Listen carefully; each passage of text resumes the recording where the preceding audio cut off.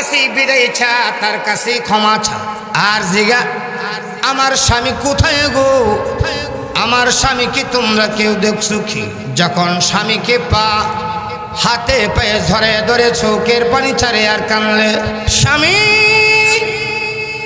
আমার কলিজার নিচে তো প্রচন্ড ব্যথা শুরু হয়েছে, মনে হয় আমি এই পৃথিবীতে আর বাঁচব না। তোমার সংসারে আসার পরে সব কথা তোমার মানতে পারি নাই, তোমার মন খুশি করতে পারি নাই, এই জন্য আমি অনেক অন্যায় করেছি, অনেক অপরাধ করেছি, আমাকে ক্ষমা করে দিও। সন্তান যখন প্রসব হয় মা রক্তাক্ত হয়ে জমিনে শুয়ে পড়ে অজ্ঞান হয়ে যা, মার হুঁশ থাকে না। মার বান্ধবীরা মার মাথায় পানি ঢালে, মার যখন হুঁশ ফিরে আসে এমনি মা শোনে তার সন্তান হুয়া হুয়া বলে কানলে। মা ডাক দিয়ে বলেন, কারা গো তোমরা, কারা? আমার সন্তানকে আমার বুকে উঠাইয়া দাও। মার বান্ধবীরা বলে, যে সন্তান প্রসব করতে গিয়ে পৃথিবীর থেকে বিদায় নিতেছিলে ওই সন্তানের কথা কি তুমি বলতে পারো না? এমনি মা জবাব দিয়েছেন, তোমরা বুঝবে না, আমি যখন আমার সন্তানের কান্না শুনেছি, আমি মা 10 মাস 10 দিনের কষ্ট বেদনা আমি মা মুহূর্তের ভিতরে ভুলে গিয়েছি।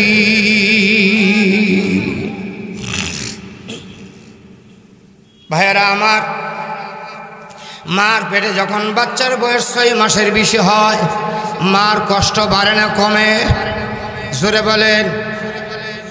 নড়াছড়াও বাড়ে, মার কষ্টও বাড়ে। মার গর্ভে সন্তানের নড়াছড়াও বাড়ে, মার কষ্টও বাড়ে। যদি মার গর্ভে বাচ্চার নড়াচড়া কম হয় আপনি ডাক্তারের কাছে নিয়ে যাবেন, আলট্রাসোনোগ্রাফি দিবে, বলবে বাচ্চার পজিশন বালা না। নড়াচড়া যদি বেশি থাকে বলবে ঠিক আছে পজিশন বালা। সুবহানাল্লাহ। কিন্তু বাচ্চা নড়াচড়া করে তো পজিশন বালা ঠিক, কিন্তু কষ্ট হচ্ছে কার? মার। কষ্ট হচ্ছে মার। হযরত আলী রাদিয়াল্লাহু তাআলা আনহু বলেন, ওগো আল্লাহর নবীর সাহাবী খলিফাতুল মুসলিমিন উসমান রাদিয়াল্লাহু তাআলা শোনেন, আল্লাহ বলেছেন মা তার সন্তানকে কষ্টের পর কষ্ট করে পেটে ধারণ করেছে, ওয়াদাআতহু কুরহা, আর কষ্ট করে প্রসব করেছে, ওয়া হামলুহু ওয়া ফিসালুহু 30 শাহরা। আল্লাহ বলেন, পৃথিবীর মানুষ, মাকে 2টা কাজ করার দায়িত্ব 30 মাস দেওয়া হয়েছে। মা সন্তানকে দুধ পান করাবে এবং বাচ্চাকে গর্ভধারণ করবে, 2টা মিলাইয়া আল্লাহ তাআলা 30 মাস দিয়েছেন। সুবহানাল্লাহ। 30 শাহরা। কিন্তু এটা একটা হলো নিম্নের টাইম আর একটা হলো উপরের টাইম। একটা হলো নিম্নের টাইম, মার পেটে সর্বনিম্ন বাচ্চা কতদিন থাকবে, এটা হলো নিম্নের টাইম। আর একটা হলো উপরের টাইম, দুধ কতদিন পান করাবে। সুবহানাল্লাহ বলবেন না? মার পেটে বাচ্চা কতদিন থাকবে সর্বনিম্নের টাইম, আর দুধ কতদিন পান করাবে এটার সর্ব ঊর্ধ্ব টাইম, 2টা মিলে 30 মাস। এখন আমরা কোনটার জন্য কত মাস নিব? মার পেটে সন্তান কতদিন থাকবে এর জন্য কতদিন আমরা নির্ধারণ করব, দুধ কতদিন পান করবে তার জন্য আমরা কতদিন নিব। আল্লাহ বলেন টেনশন করার প্রয়োজন নাই, চিন্তার প্রয়োজন নাই। আল্লাহ বলেন আমি আল্লাহ সব কিছু জানিয়ে দিয়েছি। হযরত আলী রাদিয়াল্লাহু তাআলা আনহু তিনি আরেকটা আয়াত তেলাওয়াত করে শোনায় দিলেন। আল্লাহর নবীর সাহাবী হযরত উসমান গনি রাদিয়াল্লাহু তাআলা আনহুকে শোনাইলেন, ওয়া ওয়াসাইনাল ইনসানা বিওয়ালিদাইহি হামালাতুহু উম্মুহু ওয়াহানান আলা ওয়াহানিন وفصاله في عامين। মা পাঠাইলেন। আল্লাহ যদি চাইতেন মা বাবা ছাড়াও মানুষ দুনিয়াতে পাঠাইতে পারতেন। কথা বলেন না, আমার কথা বুঝলে একটু আওয়াজ করে বলবেন। হযরত আদম আলাইহিস সালামকে আল্লাহ জান্নাত থেকে দুনিয়াতে পাঠাইছেন কিনা? মা বাবা আছে, মাও নাই বাবাও নেই। আল্লাহ যদি চান মা বাবা ছাড়াও দুনিয়াতে মানুষ পাঠাইতে পারে। আল্লাহ যদি চান শুধু একজন পুরুষকে মাধ্যম করে আল্লাহ মানুষ বানাইতে পারেন। তার দৃষ্টান্ত, নজির, এক্সাম্পল আল্লাহ স্থাপন করে রাখছেন। মা হাওয়া আলাইহিস সালামকে বানাইছেন। আদম আলাইহিস সালাম জান্নাতের ভিতরে ঘুমিয়ে আছেন, বাম পাজরের বাঁকা হাড্ডি থেকে মা হাওয়াকে বানাইয়া পাশে বসায় রাখছে। সুবহানাল্লাহ বলবেন না? আল্লাহ যদি চান কোনো পুরুষ লাগে না, শুধু মহিলার থেকেও মানুষ বানাইতে পারেন। কথা বলেন না? আল্লাহ চাইলে পারেন তো? বুঝে থাকলে একটু আওয়াজ করে বলবেন। ঈসা আলাইহিস সালাম নামে একজন পয়গম্বর আল্লাহ পৃথিবীতে প্রেরণ করেছিলেন। ওই ঈসা পয়গম্বরের বাবার নাম কি?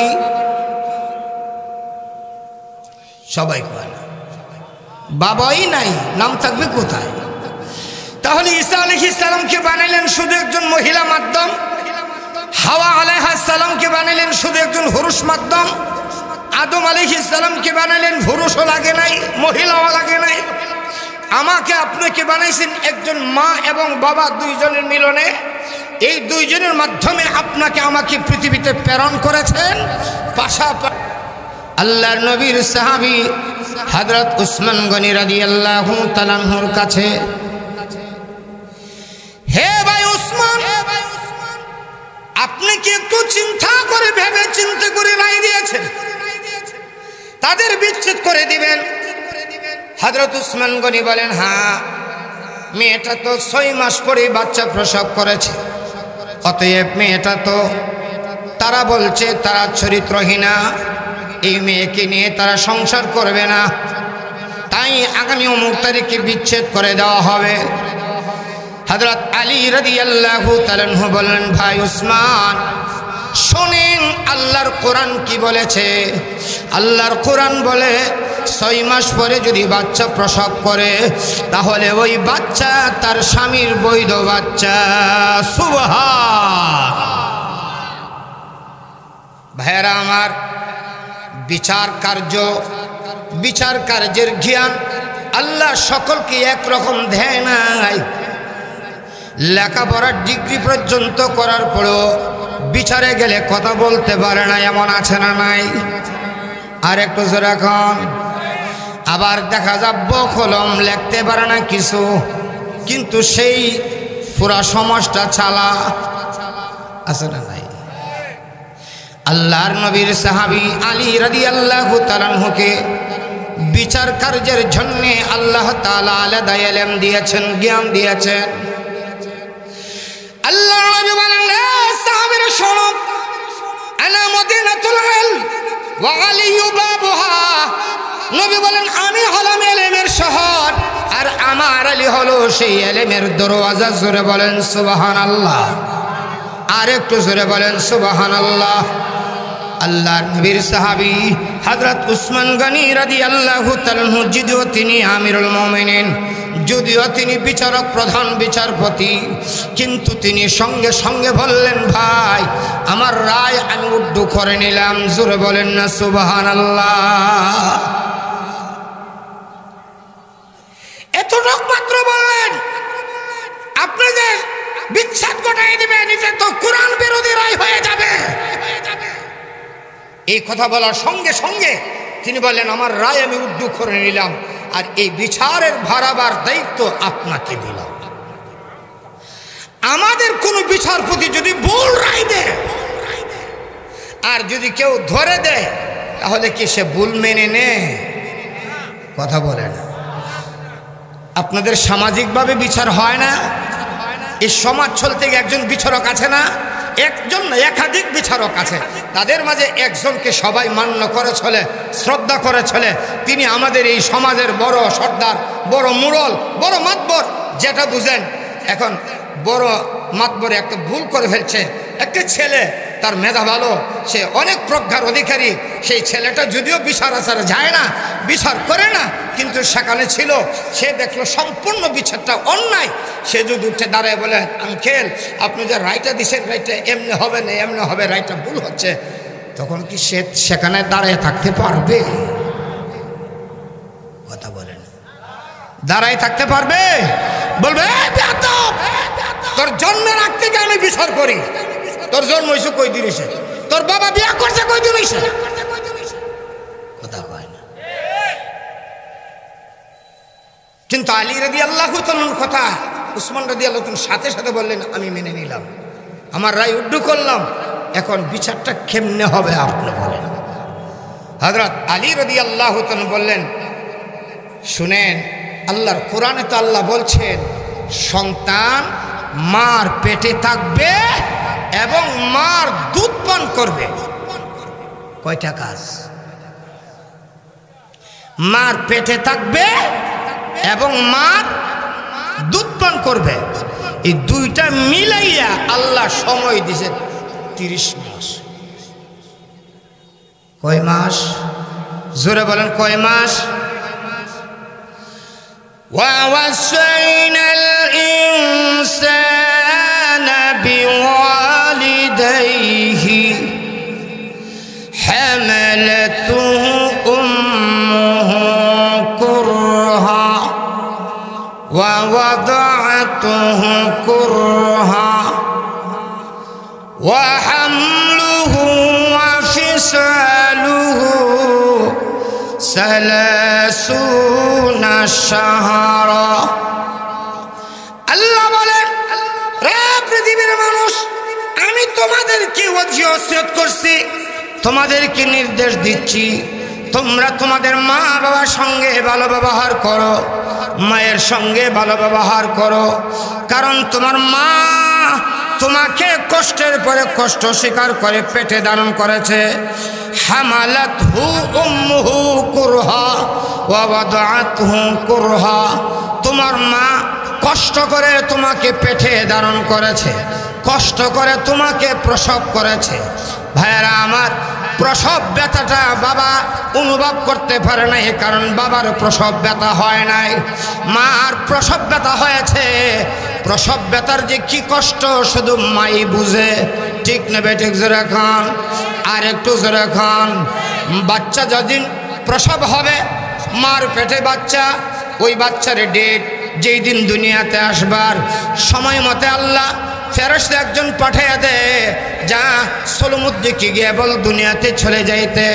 ফেরেশতা মা ওই বাচ্চার কানে কানে বলে, ইয়া আব্দুল্লাহ, রে আল্লাহর বান্দা, এই মার পেটে চিরদিন থাকার জায়গা না, যতদিন ছিল সময় শেষ হয়ে গেছে, জায়গা ছেড়ে দিতে হবে। বাচ্চা জিজ্ঞাসা করে, যাব কোথায়? ফেরেশতা বলে, দুনিয়ায়। বাচ্চা মার পেটে বলে, না, আমি দুনিয়ায় যাব না, কারণ আমি দুনিয়া চিনি না, জানি না, সেখানে কি পাবো কি খাবো তাও জানি না। ফেরেশতা বলেন, চিন্তা করো না, দুনিয়া তো বিশাল, ওই দুনিয়াতে তোমার জন্য এমন কিছু খাবার আল্লাহ রেখে দিয়েছেন, যে খাবারগুলি হবে তোমার মার পেটের চেয়ে বড়। আসেনি? কথা বলেন, মার পেটের চেয়ে বড় খাবার আসেনি? কি? কাঁঠাল, তরমুজ, এই তো সামনে আইতেছে তরমুজের সিজন, বিশাল বড় একটা তরমুজ, কাঁঠাল আসেনি? ফেরেশতা বলে, তোমার দুনিয়াতে তোমার জন্য মার পেটের চেয়েও বিশাল বড় বড় খাবার আল্লাহ রেখে দিয়েছে। সন্তান মার পেটে বলে, না, দুনিয়ায় যাব না, সেখানে কি আছে আর কি নাই জানি না, সেখানে আমার কোনো পরিচয় নাই, যাব না। ফেরেশতা বারবার বলে, ওই দিকে কুদরতি গড়ির কাটা, সন্তানটা দুনিয়াতে আসার টাইম একজাস্ট।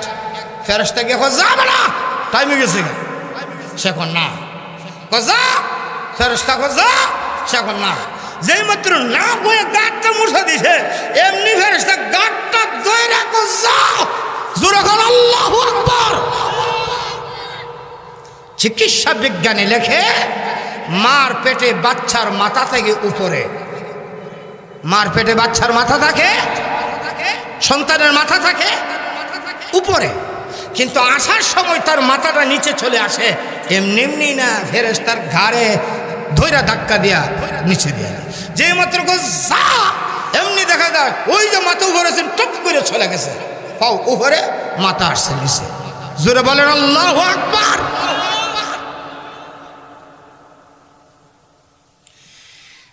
মার যখন প্রসব ব্যথা শুরু হয়ে গেল, মা তাকে পা তার কাছে বিদায় চা, তার কাছে ক্ষমা চা, আর জিগা আমার স্বামী কোথায় গো, আমার স্বামীকে তোমরা কেউ দেখছো কি? যখন স্বামীকে পা হাতে পায়ে ধরে ধরে চোখের পানি ছাড়ে আর কানলে, স্বামী আমার কলিজার নিচে তো প্রচন্ড ব্যথা শুরু হয়েছে, মনে হয় আমি এই পৃথিবীতে আর বাঁচব না। তোমার সংসারে আসার পরে সব কথা তোমার মানতে পারি নাই, তোমার মন খুশি করতে পারি নাই, এই জন্য আমি অনেক অন্যায় করেছি, অনেক অপরাধ করেছি, আমাকে ক্ষমা করে দিও। সন্তান যখন প্রসব হয়, মা রক্তাক্ত হয়ে জমিনে শুয়ে পড়ে অজ্ঞান হয়ে যা, মার হুঁশ থাকে না। মার বান্ধবীরা মার মাথায় পানি ঢালে, মার যখন হুঁশ ফিরে আসে, এমনি মা শোনে তার সন্তান হুয়া হুয়া বলে কাঁদলে। মা ডাক দিয়ে বলেন, কারা গো তোমরা, কারা? আমার সন্তানকে আমার বুকে উঠাইয়া দাও। মার বান্ধবীরা বলে, যে সন্তান প্রসব করতে গিয়ে পৃথিবীর থেকে বিদায় নিতেছিলে, ওই সন্তানের কথা কি তুমি বলতে পারো না? এমনি মা জবাব দিয়েছেন, তোমরা বুঝবে না, আমি যখন আমার সন্তানের কান্না শুনেছি, আমি মা 10 মাস 10 দিনের কষ্ট বেদনা আমি মা মুহূর্তের ভিতরে ভুলে গিয়েছি।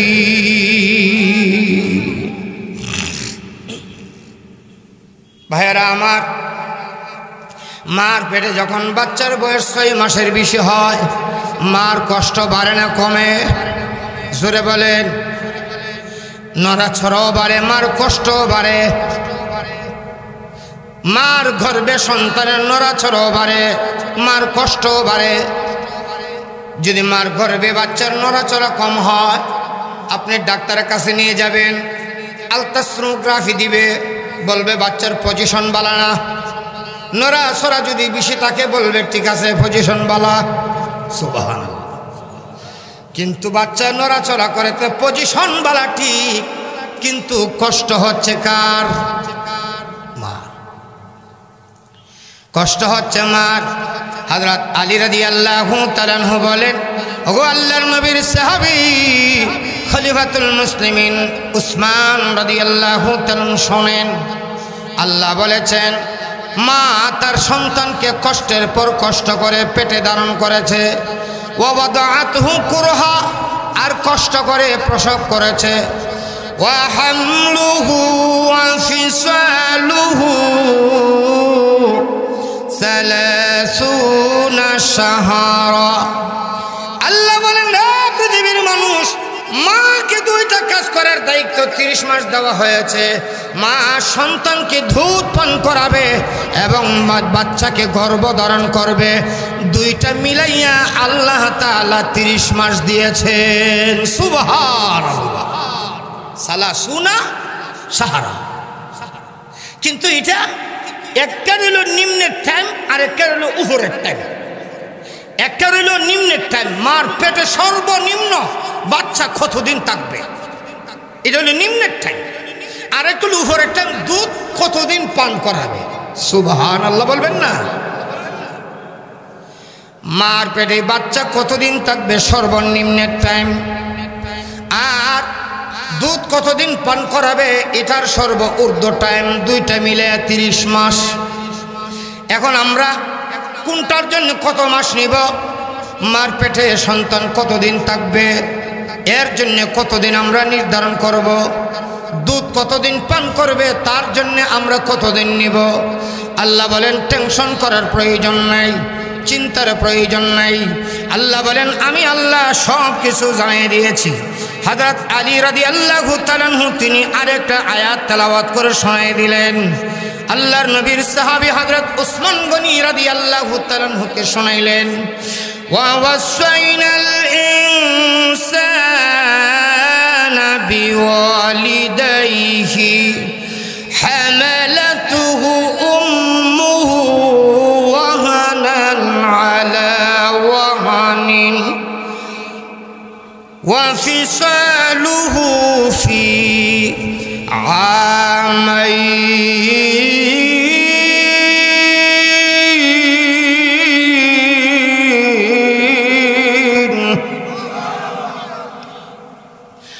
আল্লাহ বলেন, ও দুনিয়ার মানুষ, আমি আল্লাহ তোমাদেরকে তোমার মার সঙ্গে ভালো ব্যবহারের জন্য নির্দেশ করছি, ওসিয়ত করছি। ওসিয়ত এত গুরুত্বপূর্ণ কথা, যেই কথাটা আমাদের সমাজে আমরা বুঝি। মানুষ মৃত্যুর আগ মুহূর্তে যেই কথাটা বলে যায় সেইটাকে আমরা ওসিয়ত মনে করি। আমার ওসিয়ত করে গেছে। আর যদি কেউ কাউকে ওসিয়ত করে যা, বাবা যদি সন্তানকে ওসিয়ত করে যা, ফেকার কি দাম লেখে বাবার সম্পদের 3 ভাগের 1 ভাগ বিক্রি করা হলো বাবার ওসিয়ত রক্ষা করা সন্তানের জন্য ওয়াজিব। বাবা যদি ওসিয়ত করে যা, সম্পদের 3 ভাগের 1 ভাগ বিক্রি করে হলেও বাবার ওসিয়ত করা সন্তানের জন্য, জোরে বলেন কি? আর একটু জোরে বলেন। তাহলে ওসিয়তের গুরুত্ব অন্য কথার মতোই, কথা হয় না। ওসিয়তের গুরুত্ব অন্য কথার মতোই না বেশি, সাধারণ না অসাধারণ? আল্লাহ বলেন, আমি তোমাদেরকে ওসিয়ত করছি তোমরা তোমাদের মার সঙ্গে ভালো ব্যবহার করো। কেন? হামালাতুহু উম্মুহু ওয়াহানান আলা ওয়াহানিন ওয়া ফিসালুহু ফি আমাইন। সবাই কোন আল্লাহু আকবার। আল্লাহ বলেন, তোমার মা তোমাকে কষ্টের পরে কষ্ট করে পেটে ধারণ করেছে। ওয়া ফিসালুহু ফি আমাইন। আর তোমার মা তোমাকে 2 বছর দুধ পান করাইছে। দুধ পান করানোর মেয়াদ কয় বছর? জোরে বলেন। এটা আমার কথা না, কোরআনের। আল্লাহ বলেন, তোমার মা তোমাকে 2 বছর দুধ পান করাইছে। ফি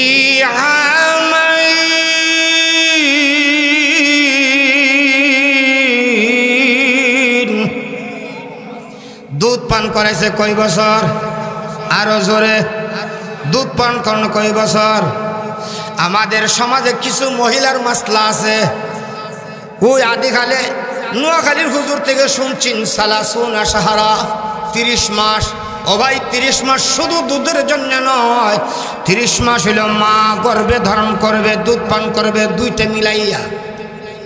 কয়টা মিলাইয়া? 2টা।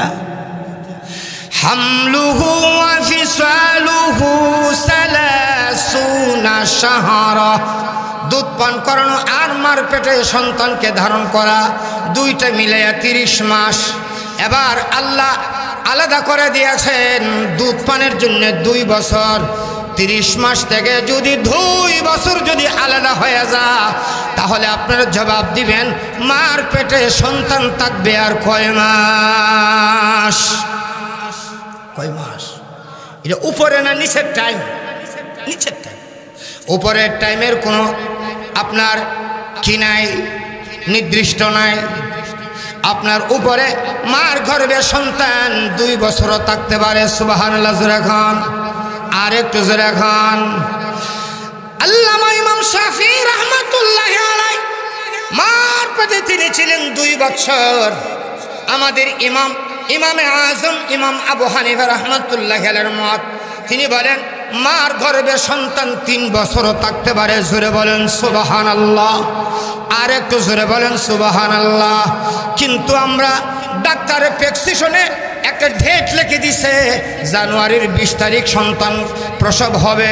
ওই ডেটে যদি পার হয় 21 তারিখ হয়ে যা, মেয়ের মা আর বাবা পাগল হয়ে যা। ছেলের বাবারে ফোন মারে, ছেলের মাকে ফোন দিয়ে বলে, বিয়ান বিয়াই আমার মেয়ের তো ডেট পার হয়ে গেছে, আপনাদের তো কোনো চিন্তা নাই, যে দেখবো আমার মেয়ের যদি কিছু হয় তাহলে 12টা বাজে ছাড়বো। কথা পায় না, অথচ তার প্রসব ব্যথাই উঠে নাই, কিন্তু হুমকি দুমকি দিচ্ছে। ডেট পার হয়ে গেছে, ডাক্তার বলছে 20 তারিখ, আপনার 22 তারিখ 25 তারিখ হয়ে গেছে, আপনাদের কোনো চিন্তা নাই, আপনাদের বাচ্চা বাঁচলে বাঁচবো, না বাঁচলে নাই, আমার কি, আমার মেয়ের যদি কিছু হয় তাহলে একবারে শিখের ভিতরে। এমন হুমকি দেখি দেয় না, আর ওজোর এখন দেখি দেয় না। এই হুমকি দুমকির ভয়ে ছেলের বাবা গরিব মানুষ, ঘরে একটা গরু ভালে ইডি বাজারে বিক্রি করিয়া আস্তা তাজা মানুষটা, সুস্থ মানুষটারে নিয়ে খাইটিয়া বাইর করে লয়েছে। এবার এমন চলছে কি চলছে না? অথচ এই ডাক্তারের এই ডেট এটা আকফিস হতে পারে, ওখানে যেটা লেখা এটা ওই ডেট কোথায়, লৌহে মাহফুজে যেটা লেখা এটাই ডেট। ডাক্তার একটা আকফিস হতে পারে, কিন্তু অপেক্ষা করে না, একবার সুস্থ প্রসব ব্যথাও নাই, এটা না খাইতে বের করবে। আমাদের সমাজে একটা প্রসিদ্ধ কথা আছে, মার গর্ভে সন্তান 10 মাস 10 দিন থাকে। এটা যদিও প্রসিদ্ধ হয়ে গেছে, কিন্তু এই কথাটা ঠিক নয়। সন্তান 10 মাসের কমেও থাকে, 10 মাসের বেশি, 10 দিনের বেশিও, 10 মাসের বেশি কতদিন এটা আল্লাহ জানে, এটা টাইম আল্লাহ বলে দেয় নাই। কিন্তু কম কতদিন, একটা মেয়ে বিয়ের দিন থেকে গণ্যা 6 মাস পর্যন্ত তার গর্ভে বাচ্চা যদি থাকে, 6 মাস পরে যদি বাচ্চা প্রসব হয় তাহলে মেয়েটা বৈধ, মেয়ের বাচ্চা বৈধ, বিবাহ বৈধ। আর যদি 6 মাসের আগে বাচ্চা হয়ে যায় তাহলে বোঝা যাবে ওইটা হাওলাত করে লইস।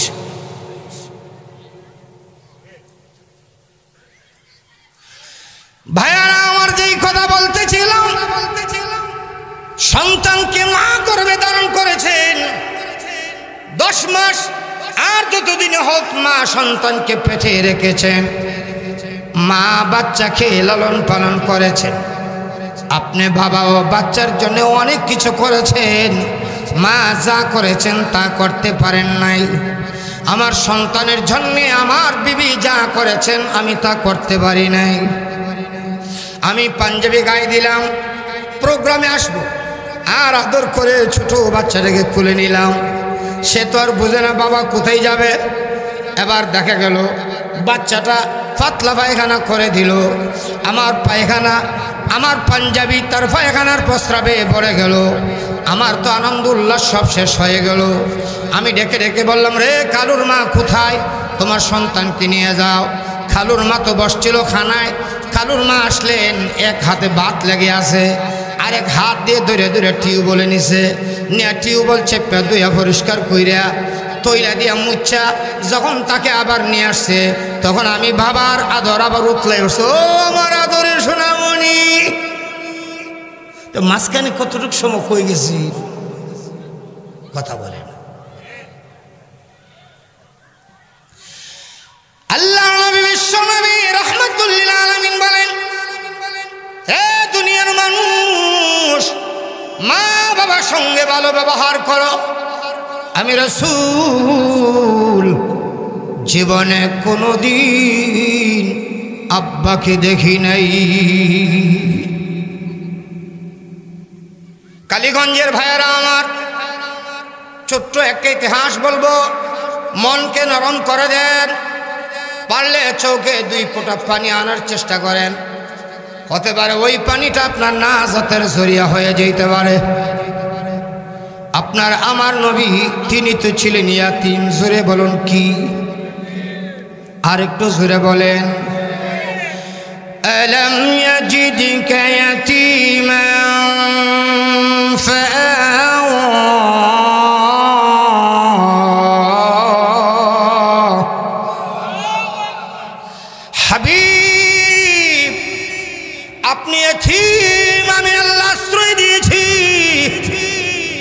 নবীজির আব্বা নাই দুনিয়ায়, আমার আপনার নবীর বয়স 6।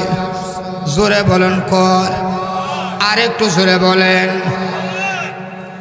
আল্লামা আবুল হাসান আলী নদভী রহমতুল্লাহি আলাইহি নবী ও রহমত নামক কিতাবে লেখেন, আমার আপনার নবী 6 বছর বয়স একা একা এক জায়গায় বসে চোখের পানি ছেড়ে ছেড়ে কান্দে। আল্লাহ নবীর চোখের পানি দিয়ে ভোগ পাশে ফেলেছে। প্রতিবেশী মহিলারা নবীর মা আমেনাকে গিয়ে বললেন, আমেনা গো, তোমার কলিজার টুকরা নয়নের মণি আদরের দুলাল মোহাম্মদ ইবনে আব্দুল্লাহ কেন গো সেখানে বসে বসে কান্দে? যেই মাত্র নবীর মা আমেনা আল্লাহর নবীর কান্নার সংবাদ পেলেন, পাগলের মতন দৌড়ে গেলেন, টানলে কুলে নিলেন, বুকের সঙ্গে জড়ায় নিলেন, চোখের পানি মুছে দিলেন। আর আল্লাহর নবী কি বললেন, রে বাবা, কেন এখানে বসে বসে কাঁদলো? কে তোমাকে প্রহার করেছে, আঘাত করেছে, মেরেছে, গালি দিয়েছে? আমার আপনার নবী বলেন, মাগো, কেহ আমাকে গালি দেয় নাই, আমাকে আঘাত করে নাই, মারে নাই। আমার আপনার নবীর মা বললেন, তাহলে কেন এখানে একা একা বসে কাঁদলো? আমার আপনার নবী 6 বছর বয়সের নবী রহমতে আলম রহমাতুল্লিল আলামিন কান্না বিজড়িত কণ্ঠে বললেন, মা, ও মা, আমি দেখেছি আমার বয়সের ছেলেরা তাদের আব্বা যখন আসে দৌড়ে যা আব্বা আব্বা বলে ডাকে, তাদের আব্বার টান দিয়ে কুলে উঠা বুকের সঙ্গে ধরে এনে আদর করে স্নেহ করে কত মায়া মহব্বত করে। আমার আব্বা কোথায় গেল গো? 6টা মাস হয়ে গেল, একটা নজর আব্বাকে দেখতে পেলাম না, তাই আমি আমার আব্বাকে দেখার জন্যে কান্না করেছি। হে কালীগঞ্জের মুসলমান ভাইয়েরা আমার, একটু আওয়াজ করে জবান করে বলবেন, 6 বছর বাচ্চার মুখে যদি এমন কথা কোনো মা শুনে, তাহলে কি ওই মা চোখের পানি আর আটকে রাখতে পারে? আমেনা পাগলের মতন কান্না শুরু করলেন। কি বলে নবীকে সান্ত্বনা দিবেন, প্রভু দিবেন। আমেনা বাসা হারিয়ে ফেললেন। তাই আমেনা আল্লাহ নবীকে নিয়ে চলে গেলেন নবীর দাদা আব্দুল মুত্তালিবের কাছে। গিয়ে বললেন, শ্বশুর আব্বা, আপনার নাতি তার বাবাকে দেখতে চাও, কোথায় পাবো আর কোথায় নিয়ে দেখাবো? আপনি যদি অনুমতি দেন তাহলে আমি তার আব্বার খবরটা দেখায় আনতে পারি। আব্দুল মুত্তালিব বললেন, যাও, পারমিশন দিলাম, অনুমতি দিলাম। আল্লাহর নবীর মা আমেনা সফরের প্রস্তুতি শুরু করলেন। 3 সদস্যর কাফেলা, আমেনা, উম্মে আইমান দাসী আর 6 বছর বয়সের নবী। জোরে কোন সুবহানাল্লাহ। সফরের দূরত্ব মক্কাতুল মুকাররমা থেকে প্রায় 450 কিলো দূরত্ব। এত লং জার্নি, এত লম্বা সফর, 3 সদস্যর কাফেলা, 2 মহিলা আর শিশু নবী, 6 বছর বয়সের নবী। অনেক কষ্ট স্বীকার করে আমেনা আল্লাহর নবীকে নিয়ে আব্দুল্লাহর কবরের পাশে দাঁড়াইলেন। আর আমেনা পাগলের মতন টুকরে টুকরে কান্না শুরু করলেন। আমেনার কান্নার পরে, আমেনার কান্না দেখে উম্মে আইমান দাসীও কান্দে। আপনার আমার নবী 6 বছর বয়সের নবী মার কাপড় আসল ধরে ধরে টানে আর ডেকে ডেকে বলে, মা, ও মা, এতদের কার কবরের পাশে এসেছো আর কেন এখানে কান্না করেছো? নবীর মা আমেনা বলেন, রে বাবা, তুমি না তোমার আব্বা দেখতেছিলে, কোথায় পাবো আর কোথায় নিয়ে দেখাবো? এই খবরে তোমার আব্বা শুয়ে আছে, যাও আব্বা আব্বা বলে ডাক দাও, আমি তোমার মা দেখব তোমার আব্বা উঠেনি আর তোমাকে খবর, তোমাকে খুব বুকে জড়ায় নেয়নি। ভাইরা আমার, নবী ও রহমত নামক কিতাবে লেখেন, উম্মে আইমান দাসী কান্দে, আমেনা কান্দে।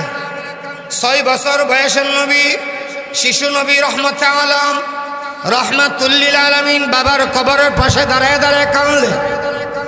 পরিবেশটা যেন এমন হয়ে গেল, কবরের নিচ থেকে আব্দুল্লাহ আসমানের মালিক মহান আল্লাহকে ডেকে বলছেন, আল্লাহ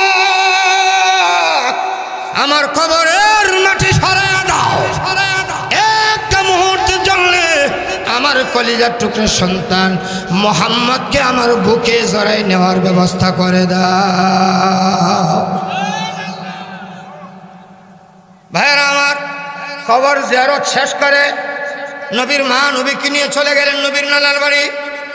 আল্লামা হাফিজুত তাফসীর আল্লামা ইবনে কাসির রহমাতুল্লাহি আলাইহি আল বিদায়া ওয়ান নিহায়া নামক কিতাবের দ্বিতীয় খণ্ডে লেখে, আল্লামা ইদ্রিস কান্দুলবি রহমাতুল্লাহি আলাইহি সিরাতুল মুস্তাফা নামক কিতাবের প্রথম খণ্ডে লেখে, আল্লামা জালালউদ্দিন সুয়ুতী রহমাতুল্লাহি আলাইহি কাসাসুল কুবরা নামক কিতাবের প্রথম খণ্ডে লেখে, আল্লামা মুফতি শফি রহমাতুল্লাহি আলাইহি সিরাতে খাতামুল আম্বিয়া নামক কিতাবে লেখেন, আল্লামা আবুল হাসান আলী নদভী রহমাতুল্লাহি আলাইহি তিনি তার কিতাব রহনবী ও রহমত নামক কিতাবে লেখেন, আল্লাহর নবীর মা 1 মাস বাবার বাড়িতে থাকার পরে নবীজিকে নিয়ে আবার মক্কার পথে রওনা দিলেন। আল্লাহর কুদরত বোঝা যায় না। মক্কা এবং মদিনার মাঝখানে একটা জায়গার নাম আবুয়া। ওই আবুয়া নামক জায়গায় যাওয়ার পরে আল্লাহর নবীর মা অসুস্থ হয়ে পড়লেন। নবীর মা অসুস্থ হয়ে পড়লেন, গাছের ছায়ে বিশ্রাম নিলেন। চৌকের পানি ছেড়ে ছেড়ে নবীর মা কান্না করে কি জোরে ধরে বলেন, মা মা ও মা, কেন এখানে এইভাবে কান্না করেছেন? আল্লাহ নবীর মা কান্না বিজড়িত কণ্ঠে দেখে বলে, বাবা রে, আমি তো ভেবেছিলাম তুমি বড় হবি, আমাকে মা মা বলে ডাকবি, কিন্তু আমার মন সাক্ষী দিছে সেই সমাচার আমার নাই। আমি আমার জীবনের শেষ প্রান্তে পৌঁছে গেছি রে বাবা। এই পৃথিবীতে আর বেশিক্ষণ আমি বাঁচবো না, পৃথিবী ছেড়ে চলে যাব। আল্লাহর নবী কাঁদলেন, নবীর মা কাঁদলেন, উম্মে আইমান দেশে কাঁদলেন। ওই আবুয়া নামক স্থানে আল্লাহর নবীর মা আমেনা পৃথিবী থেকে চির বিদায়। আমার আপনার নবী 6 বছর বয়সের নবী মার লাশ ধরে ধরে কান্দে আর বলে, মা ও মা, জীবনে কোন আব্বাকে দেখি নাই, জীবনে কোনোদিন আব্বাকে দেখি নাই। আব্বার অভাব তুমি আমাকে বুঝতে দেও নাই। মাগো, আজকে তুমিও আমাকে এতিম বানিয়ে চলে গেলে, বলো এবার আমি যাব কার কাছে, কার দরজায়? দিনের নবী, 6 বয়সের নবী মার মৃত্যু লাশ ধরে ধরে কাঁদলে। উম্মে আইমান লাশি টান দিয়ে কুলে উঠে বুকের সঙ্গে জড়ে চৌকের পানি মুছে দিয়ে বলেন, এভাবে কাঁদলেন না, আপনার কান্না দেখলে আমি সইতে পারি না। আল্লাহর কসম, আমি যদি জানতাম এই জায়গায় আসলে আপনার মা মারা যাবে, তাহলে আমি উম্মে আইমান দাসী এই সফরের সাথী হতাম না।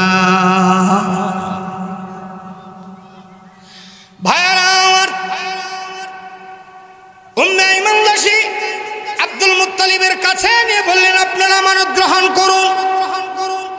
আল্লাহর নবী জীবনে কোনোদিন বাবাকে দেখেন নাই, মাকে পেয়েছিলেন, তাও তৃপ্তি সহকারে মা মা বলে ডাকতে পারেন নাই।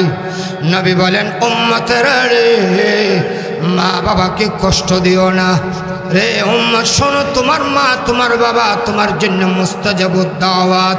চিল্লায়ে বলেন সুবহানাল্লাহ, আর একটু জোরে বলেন সুবহানাল্লাহ। আল্লাহর নবী বলেন, সালাসু দাওয়াতিন মুস্তাজাবাতুন লা শাক্কা ফীহি, দাওয়াতুল মাজলুম ওয়া দাওয়াতুল মুসাফির ওয়া দাওয়াতুল ওয়ালিদাইনি আলা ওয়ালাদিহি। আল্লাহর নবী বলেন, 3 শ্রেণীর মানুষের দোয়া আল্লাহর কাছে ডাইরেক্ট কবুল, লা শাক্কা ফীহি, এতে কোনো সন্দেহ নাই। 1 শ্রেণীর মানুষ হলো দাওয়াতুল মাজলুম, মাজলুমের দোয়া আল্লাহর কাছে কবুল। সুবহানাল্লাহ, জোরে কোন।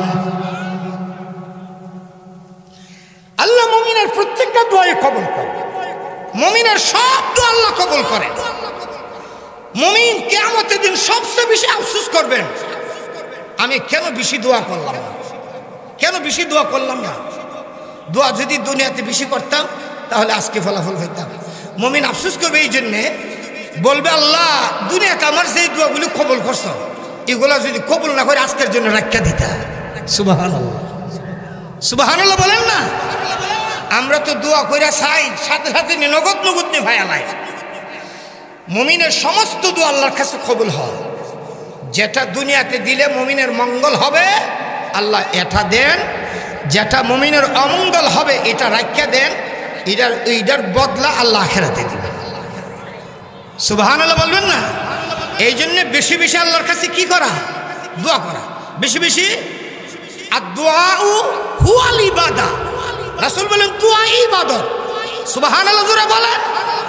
আপনি হাঁটতে হাঁটতে নফল নামাজ পড়া যাবে, কথা হয়, হাঁটতে হাঁটতে নফল নামাজ পড়া যাবে, কিন্তু আপনি নফল নামাজ পড়লে যেই সব পাইতেন হাঁটতে হাঁটতে দোয়া করার মাধ্যমে এই সব পাইতেন। দোয়াই ইবাদত, দোয়াই বেশি বেশি কি করা? তা মাজলুমের দোয়া কবুল রাসূল বলছেন, তাও রাসূল বলছেন লা শাক্কা ফিহি, কোনো সন্দেহ নাই। এই হাদিসটা আমার সামনে আসলে আমি একটু জিমিয়ে যেতাম। এত আলেমদেরকে কারাগারে, এত আলেমকে ফাঁসিতে, এত ছাত্রকে গুলি করে মারা হচ্ছে, এই জুলুম কি আল্লাহ দেখে না? কথা কয় না। এই জুলুম কি আল্লাহ দেখে না? আমি একটু জিমে যেতাম, আল্লাহ তোমার নবী না বলছে লা শাক্কা ফিহি, আল্লাহকে ব্যাকল আমি সময় দেই সাইরা দেই না, আল্লাহকে আমি সময় দেই আমি সুযোগ দেই, দেখি সংশোধনী হয়ে যা, দেখি সংশোধনী হয়ে যা, দেখি কোরআনের অপব্যাখ্যানি বন্ধ করে। সুবহানাল্লাহ। উলামায়ে কেরাম 14 বছর 15 বছর তারপরে তাখাসুস, তারপরে কোরআনের ব্যাখ্যা করতে গিয়া এক একটা আয়াত দেখতে গিয়া 10টা 20টা কিতাব মুতালা করার লাগে। আর জীবনও পারেন দেওয়া গেছে না মাদ্রাসা, এও গিয়া মঞ্চে উঠা সুবহানাল্লাহ বয়ান শুরু করে দেয়। ইতিহাস বাংলাদেশে নাই, কষ্ট হচ্ছে। আল্লাহ রসুল বলেন দাওয়াতুল মাজলুম, আল্লাহ রসুল বলেন মাজলুমের দোয়া আল্লাহর কাছে কবুল। ওয়া দাওয়াতুল মুসাফির, মুসাফিরের দোয়া আল্লাহর কাছে কবুল। ওয়া দাওয়াতুল ওয়ালিদাইনি আলা ওয়ালাদিহি আও কামা ক্বালা আলাইহিস সালাম, রাসূল বলেন মা বাবার দোয়া সন্তানের জন্য কবুল। ভাইরা আমার, আপনি যদি ধরে নেন বাংলাদেশ হায়াতুল উলিয়ার চেয়ারম্যান ওই যাত্রাবাড়ির মুতামিম সাহেব দামাত বরকাতুহুম, যদি ধরে নেন হায়াতুল উলিয়ার চেয়ারম্যান হওয়ার কারণে সারা বাংলাদেশের বড় হুজুর, আর যদি ধরে নেন হেফাজতের চেয়ারম্যান হওয়ার কারণে বাবনগরী দামাত বরকাতুহুম বড় হুজুর, ওনাদের কাছে আপনি দোয়ার জন্য যান, ওনাদের দোয়াটা গ্যারান্টি নাই, কবুল হতেও পারে নাও হতে পারে। কথা পায় না। আপনার জন্য দোয়া করবে, আপনি শত শত মাইল আপনি অতিক্রম করে তাদের কাছে যাবেন, হযরত আমি আসছি আপনার কাছে একটু দোয়া চাইতে, তিনি আপনার জন্য দোয়া করে দিবেন। কিন্তু আপনার উনার দোয়াটা আপনার জন্য কবুল হবে বলে কোনো হাদিসে গ্যারান্টি? জোরে বলেন, জোরে বলেন। দুনিয়ার সবচেয়ে বড় ওলির কাছে যাবেন, আল্লাহর কাছে দোয়া চাবেন, ওই ওলি আপনার জন্য দোয়া করবে, দোয়া কবুল হতেও পারে নাও হতে পারে, আর দোয়া যে কবুল হবে কোনো গ্যারান্টি নাই। কিন্তু নবী বলেন মার দোয়া বাবার দোয়া আল্লাহর নবী বলেন লা শাক্কা ফিহি, নবী বলেন রে উম্মত মা বাবার দোয়া কবুল হয় এতে কোনো সন্দেহ নাই। কিন্তু দেখা যায় মার কাছে যায় না, বাবার কাছে যায় না। কমলা আফেল মৌসুম চলে যাচ্ছে, বছরও একদিন মারে খাওয়ায় না, বাবারা খাওয়ায় না, কিন্তু ওই ভণ্ড ফিরের কাছে গাঠটি বইরা লইয়া যা, আর দেখো বাবা ও বাবা,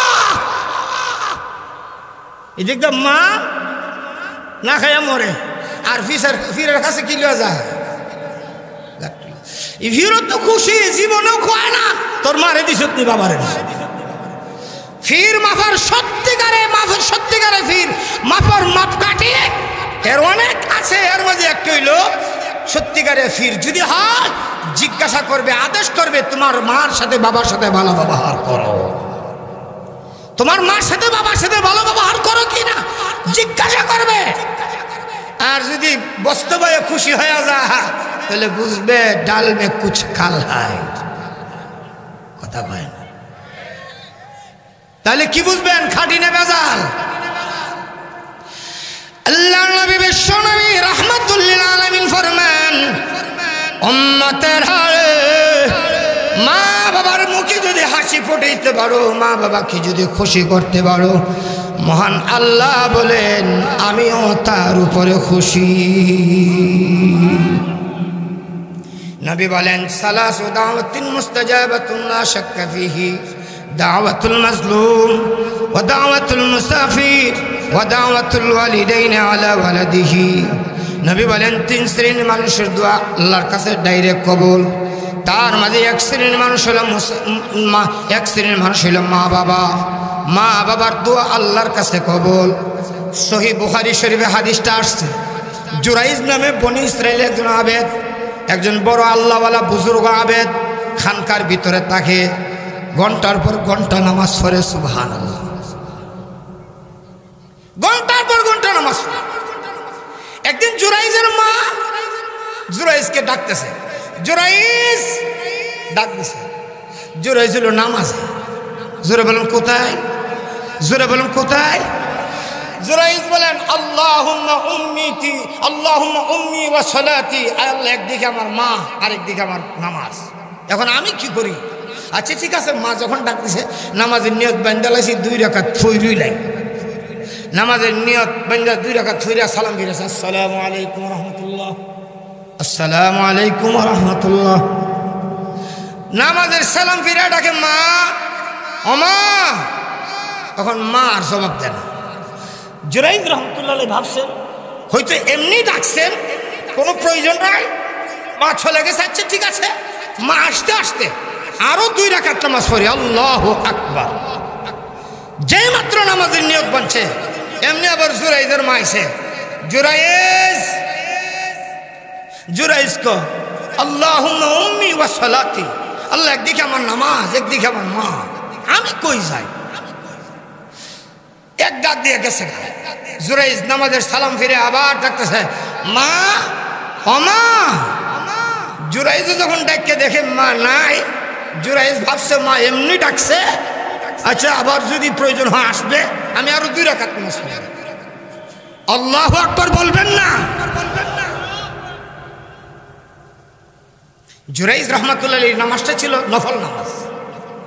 ফুকাহায়ে কেরাম ফিকহের কিতাবে লেখে, মা বাবা যদি বিপদে পড়ে ডাক দে, আর আপনি যদি বাসায় ঘরে ফরজ নামাজেও দাঁড়ান, কথা বুঝেন? কি পরে ডাক দিছে? কিসে পরে ডাক দিছে? মা বাবা যদি বিপদে পড়ে ডাক দে, বিপদে, মা বাবা যদি বিপদে পড়ে ডাক দে, আর আপনি যদি ফরজ নামাজেও থাকেন, তাহলেও ফরজ নামাজ ভেঙ্গে মা বাবাকে সহযোগিতা করা আপনার জন্য ফরজ। বলে হুজুর মা বাবা বিপদে পড়ে ডাকছেন, কেমন ডাকছে বুঝবো কিভাবে? একটা এক্সাম্পল, মনে করেন মা রান্নাঘরে চুলার কাছে, বৃদ্ধ বড় বুড়া মানুষ, সকল দিক দিয়ে তো তার এখন আর আগের মতন কি নাই। এখন রান্না করতে করতে হঠাৎ করে উড়নার মেঝে আগুন ধরে গেছে, বা শাড়ির মেঝে আগুন ধরে গেছে, এমনি চিৎকার মারছে, ও আমার ছেলে কই রে, আগুন লাগতেছে আমার কাপড়ে। এই ডাকটা যদি শোনেন তাহলে কি বুঝবেন? মা বড় আনন্দে আছে, কথা হয়, মা বড় সুখে আছে না বিপদে আছে। আপনি নামাজে দাঁড়াইছেন, আপনার পাশে একজাস্ট বাথরুম, আপনার বাবা বাথরুমে ঢুকছে, বুড়া মানুষ, উনি ঢুকার আগে একজন গোসল করেছে, সাবান একটু লাগাই রাখছে, ফিসলে উড়িছে, বুড়া মানুষ ফা দিতেই ফা ফিসলে ফেছে, আল্লাহ হয়ে ডাক পড়ছে। আর আপনার শুনছেন একটা ধ্রিম আওয়াজ হয়েছে, তো বুঝছেন বাবা অ্যাক্সিডেন্ট করছে। তাহলে বাবা আরামে আছে না বিপদে আছে? এমন তো অবস্থায় যদি বাবা ডাক দেয়, আপনি যদি ফরজ নামাজেও থাকেন, তাহলে নামাজ ভেঙ্গে মা বাবাকে সাহায্য করুন। আল্লাহু আকবার জোরে বলবেন না। আপনি যদি ফরজ নামাজে থাকেন, মা বাবা যদি এমনি ডাকে, মা বাবা যদি কথা হয় না এমনি ডাকে, বলে বুঝবো কিভাবে এমনি ডাকছে কিনা? আপনি ফরজ নামাজে দাঁড়াইছেন, আপনার মা এসে আপনার রুমের ভাসাইয়া বলতেছে ছেলেটা গেল কোথায়, শীতের দিন বাদ তো ঠান্ডা হয়ে যাবে, যদি একটু খাইলাই তো ভালো হইতো। খাইলেও চলে, না খাইলেও চলে, কথা হয় না। তাহলে মা যেটা ডাক দিয়েছে এটা এত গুরুত্ব না, বিপদ হইরা না। তাহলে আপনি ফরজ নামাজে থাকলে নামাজে ঠিক থাকবেন, কিন্তু নফল যদি হয় নামাজ ভেঙ্গে বলেন মা আমি একটু নামাজে আসি, নামাজ সাইরা আসতেছি। সুবহানাল্লাহ জোরে বলবেন না। জুরাইজ রহমতুল্লাহ কোথায়, আর মা কি করছে, কবার ডাকছে? যতবারই ডাকে অতবারই জুরাইজ কোথায়। মা 3 বার দেখে যখন পাইছে না, আল্লাহ ফুল আডারে 3 বার ডাকলাম, একবারও ভাইলাম না, এটা মরবার আগে কোনো বেশ্যা মহিলার মুখ না দেখাইয়া মরণ দিও না। মার মুখ থেকে বের হয়ে গেছে। রাসূল বলেন মা বাবার দোয়া আল্লাহর কাছে ডাইরেক্ট কবুল, কোনো সন্দেহ নাই। জোরে কোন সুবহানাল্লাহ। জুরাইজ রাহমাতুল্লাহ আলাইহি মস্ত বড় ওলি। এই পৃথিবীতে 3 জন বাচ্চা, ছোট ছোট শিশু বাচ্চা দোলনায় থাকা অবস্থায়, দুধ পান করা অবস্থায় কথা বলছে। এর মাঝে জুরাইজের আঙ্গুলের গুথায়, আপনারা কি বলেন এটা, গুথা বলেন না ভার বলেন, আঙ্গুলের গুথায় জুরাইজের মা দোয়া করছে আল্লাহ ছেলেটাকে 3 বার ডাকলাম, একবারও পাইলাম না। মৃত্যুর আগে বেশ্যা মহিলার মুখ না দেখাইয়া তার মরণ দিও না। দোয়া কবুল হয়ে গেছে। জুরাইজ মস্ত বড় ওলি, অনেক বড় ওলি, যুগের একজন উল্লেখযোগ্য ওলি, বুজুর্গ। খানকার ভিতরে সর্বদা তিনি আল্লাহর ইবাদতে সময় কাটাইয়া দেন। জোরে কোন সুবহানাল্লাহ। আমরা তো অনেক সময় মসজিদও থাকলেও গফ গুজবের সময় কাটাইয়ে দেই, আর তিনি খানকার ভিতরে সব সময় ইবাদতের মাঝে লিপ্ত থাকতেন, ব্যস্ত থাকতেন। ভাইয়ারা আমার, জুরাইজ খানকার ভিতরে ইবাদত করেন, আর ওই এলাকায় দেখা গেল একজন মহিলা, তার স্বামী নাই, কিন্তু গর্ভে বাচ্চা, বাচ্চাও প্রসব করছে। যদি আপনাদের এলাকায় জানাশোনা থাকে এই মেয়েটার বিয়ে হয় নাই, সে যদি গর্ভবতী হয়, তাহলে আপনারা ওই মেয়ের গার্জিয়ানকে ডাকবেন কি ডাকবেন না? হ্যাঁ, মেয়েকে জিজ্ঞাসা করবেন কি করবেন না? সমাজের বাহির করবেন, সামাজিক বিচার করবেন। যেহেতু ইসলামের বিচার আমাদের দেশে চলে না, সামাজিক বিচার করে কোনো মতো চলন লাগে। সমাজের বিচার এমনও বিচার হয়, 100টা জিনা করার পরও তারে ও বাবা এটা করো নাই, মাথায় মরে এখন বাবা এমন কাজ করো নাই। 100টা নাই, 100টা ছাত্রীর ইজ্জত কষ্ট করছে, জানার পরে মাথায় হাত বলে বাবা এমন কাজ করো নাই। এটা হল সামাজিক বিচার। আল্লাহু আকবার। আল্লাহর ওই বাংলা জুরাইজ রহমতুল্লাহ আলাইহি খানকার ভিতরে ইবাদত করে। আর এলাকায় একজন মহিলা, যেই মহিলাটা বাচ্চা প্রসব করেছে, তার স্বামী নাই। এলাকার লোকেরা ধরে ফেলছে, বাচ্চা পেলে কোথায়? এটা তো গাছেও ধরে না, বাজারেও বিক্রি হয় না, ঠিক না বেঠিক জোরে খান? বাচ্চা যদি বাজারে বিক্রি হতো, কত মানুষ টাকা দিয়ে বাচ্চা কিনতো, কারণ তার সন্তান নাই, আছে না নাই? ওই মহিলাকে জিজ্ঞাসা করলো, রে মহিলা তুমি বাচ্চা পেলে কোথায়? মহিলা তো সমস্যায় পড়ে গেল, যার সঙ্গে ব্যভিচার করে বাচ্চা এনেছে তার কাছে দৌড় হয়ে গেছে। সমাজের লোকেরা আমাকে ধরে ফেলছে, কি জবাব দিব? ওই জিনাকার সে বলল, দুহাই, আমার নাম বলবে না, আমার নাম বলিস না, বিনিময়ে টাকা লাগে, পয়সা লাগে, যা লাগাইমে আসি। মহিলা বলেন, তাহলে বলবো কার নাম? ওই লোকটা শিখাইয়ে দিল, ওই যে খানকার ভিতরে একজন দরবেশ তাকে জোরাইজ, জোরাইজের নামটা কয়ে দিও। নাউজুবিল্লাহ বলবেন না? ভাইরা আমার, এলাকার মাঝে কোনো বুজুর্গ যদি তাকে, দেশের সব মানুষই তার ভক্ত, কিছু আছে না তার বিরোধী? আরে আহমদ শফী রহমাতুল্লাহ আলাইহি যোগ শ্রেষ্ঠ আল্লাহর ওলি ছিলেন, কিন্তু এই দেশের কিছু নাস্তিক আহমদ শফীকে তেতুল হুজুর বলেছেন। আর ওই নাস্তিকদের দেখা দেখি কিছু মুসলমানের বাচ্চাও তেতুল হুজুর বলেছে। এ কথা বলেন না? 5 ওয়াক্ত নামাজ মসজিদে পড়েছে, আগের খাতারে পড়েছে, এমনও কিছু মানুষ আল্লামা আহমদ শফী রহমাতুল্লাহ আলাইহিকে তেতুল হুজুর বলেছে। অথচ হযরত হুসাইন আহমদ মাদানী রহমাতুল্লাহ আলাইহি ওনাকে ছাত্র জীবনে খেলাফত দান করলেন। হুসাইন আহমদ মাদানী রহমাতুল্লাহ আলাইহিকে ওনাকে জিজ্ঞাসা করলেন, হযরত আপনি তো একজন ছাত্রকে খেলাফত দান করলেন। হযরত হুসাইন আহমদ মাদানী রহমাতুল্লাহ আলাইহি তিনি বললেন, তোমরা তো দেখছো সে একজন ছাত্র, আর আমি তো দেখতেছি আহমদ শফী হাঁটতেছে, গোটা বাংলাদেশ তার পিছনে ঘুরতেছে। এই ভাই, এই যে এত কাছে দিলেন কেন? আর একটু দূরে দিতেন, এত কাছে দিলে লাগল পাওয়া যায়।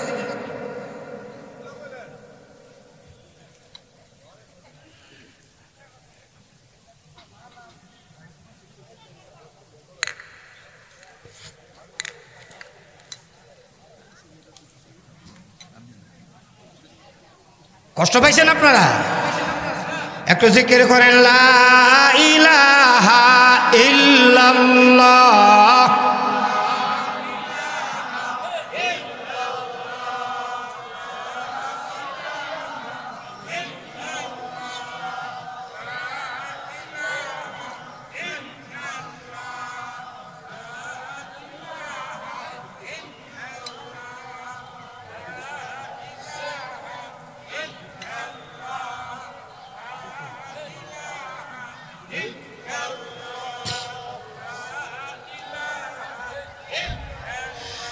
লা ইলাহা ইল্লাল্লাহু মুহাম্মাদুর রাসূলুল্লাহ সাল্লাল্লাহু আলাইহি ওয়াসাল্লাম। আসলে এই সাটা আমার জন্য এখন খুব জরুরি ছিল, দরকার ছিল। আমি ওই তো কাউকে বলতেছি না, কিন্তু মনে মনে বলতেছি যদি একটু ছা দিতে বলে, কিন্তু দিছে তো দিছে, আর একটু দূরে। সবাই জোরে এখন আল্লাহু আকবার।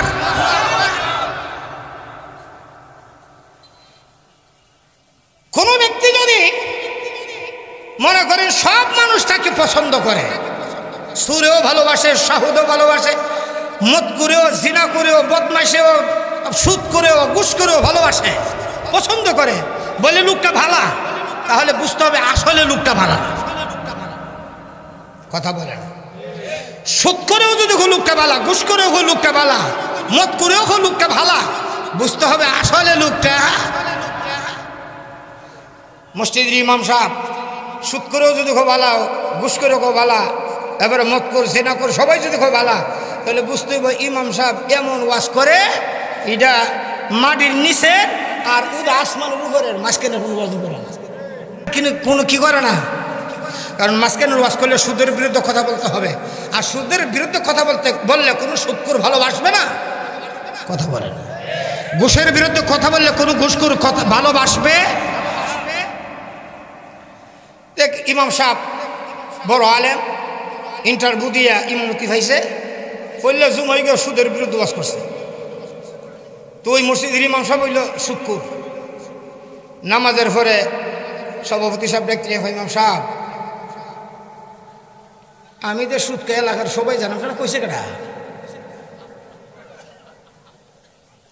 আপনি কি ইমামতি করতে চান নাকি থেকে যাইতে চান? ইমাম সাহেব কইছে, সভাপতি সাহেব আমি আর সুদের ওয়াজ করতাম না। পরের জুম্মা ধরছে ঘুষ, সেক্রেটারি ঘুষ কর। নামাজের পরে সেক্রেটারি ডেকে নিয়ে গেল, ইমাম সাহেব আমি তো ঘুষ খাই, এই কথা আপনাকে বলছে কে? আপনি কি চাকরি করতে চান না চলে যেতে চান? এইভাবে দেখা গেল আরেকজন কেশিয়ার, তার পুত্রবধূ করে এনজিওর চাকরি, বেফরদা হয়া ইমাম সাহেব করছে বেফরদার ওয়াজ, সব ওয়াজ গিয়ে করছে কেশিয়ারের উপরে। তিনজনে মিল্লা ডেকে নিয়ে, আপনি যদি চাকরি করতে চান তাহলে আমরা যেমনি দিয়া দিয়ে এমনি ওয়াজ করবেন, বাহির ওয়াজ করতে পারবেন।